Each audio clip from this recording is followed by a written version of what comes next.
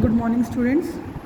We are on chapter number 5, complex number and quadratic equation, and in that we are going to start today eigenplay and polar representation.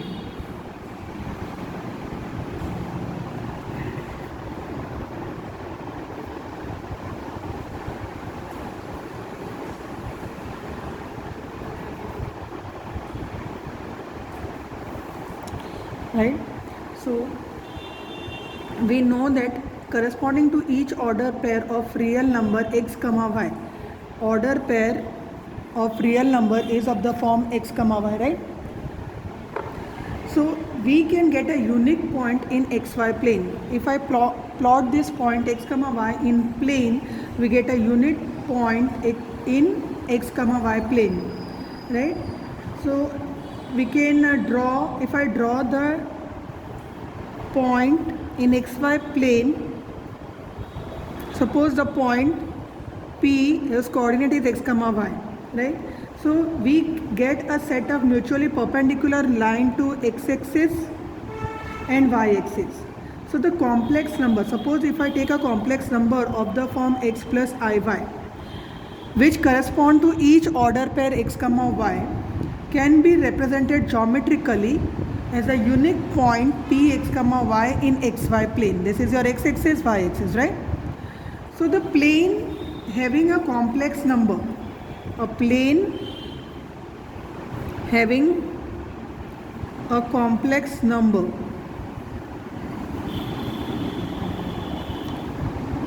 to each of its point is called complex plane or eigenplane. Understood? Suppose this is the point P, and if I draw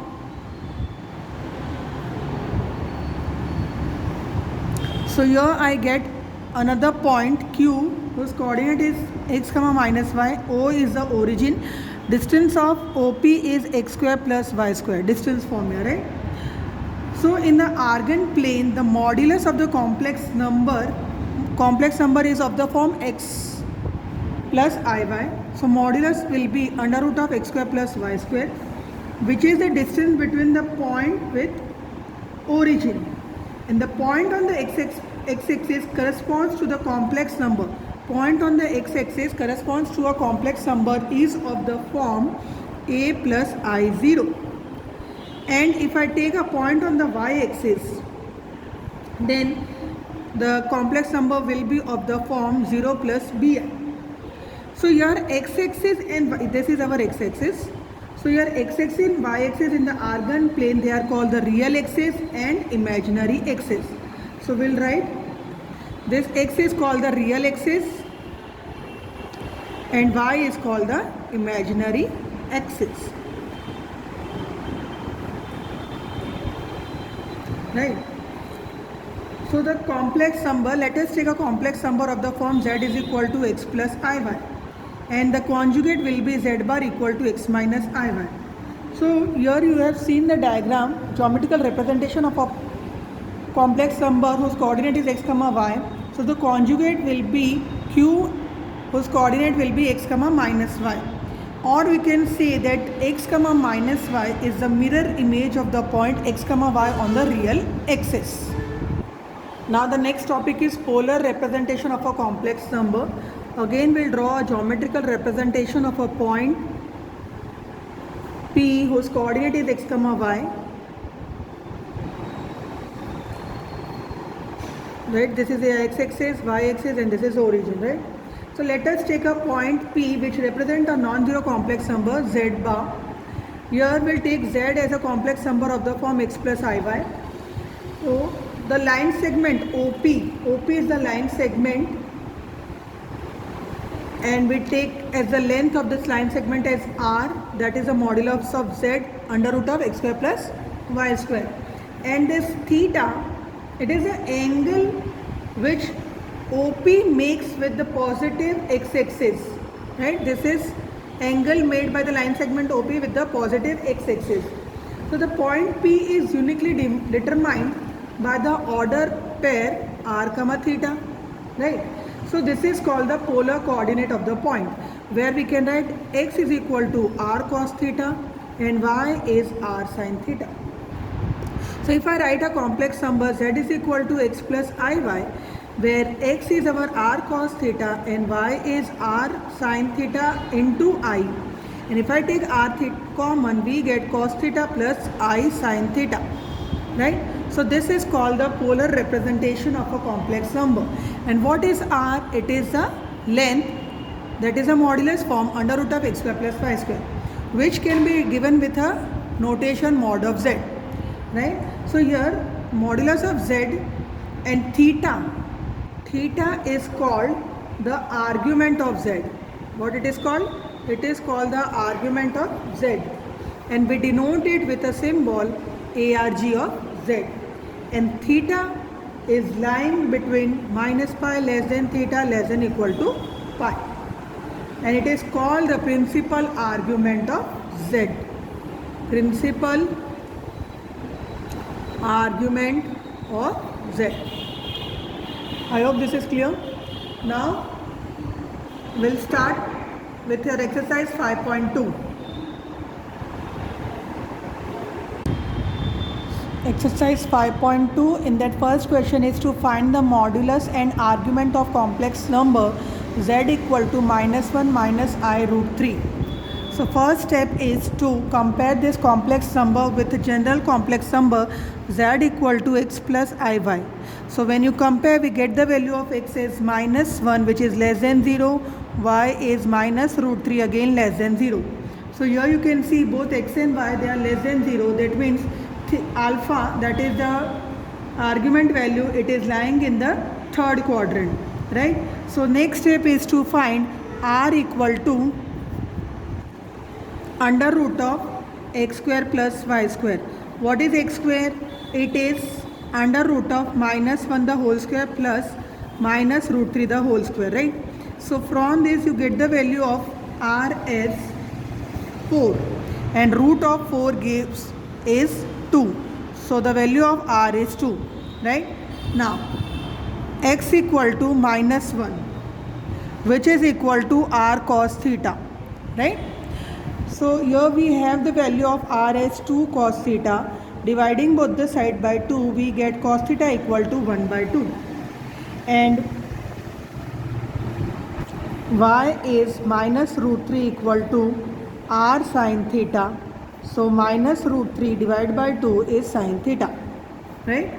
Now next step is to find the tan alpha. So tan alpha, tan theta, or you can write tan alpha if you want in the terms of tan, you can write tan alpha also. So here we have taken theta, so we'll write tan theta is sin theta upon cos theta, and you get the value as root 3, right? But here x and y both are negative, that means it is lying in the third quadrant. So alpha minus theta minus pi will give you the value of alpha. Alpha equal to theta minus pi. That is pi by 3 minus pi is minus 2 pi by 3 is the value of your alpha. I hope it is clear. Modulus of complex number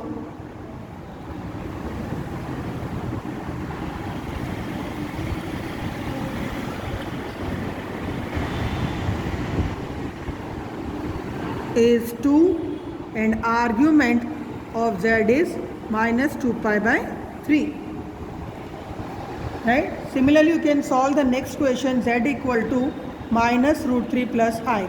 So this is for your homework.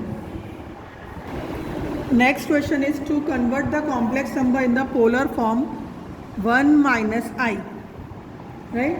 So again we'll compare this complex number with a general complex number z equal to x plus iy, and we'll get the value of x as 1, y is minus 1, right? So next step is to find the value modulus of z. Modulus of z is your r under root of 1 the whole square plus minus 1 the whole square is root 2. Now tan alpha. Tan alpha is what? It is imaginary of z upon real part of z. and take the modulus. So minus 1 upon 1 is 1. So alpha equal to pi by 4. Right?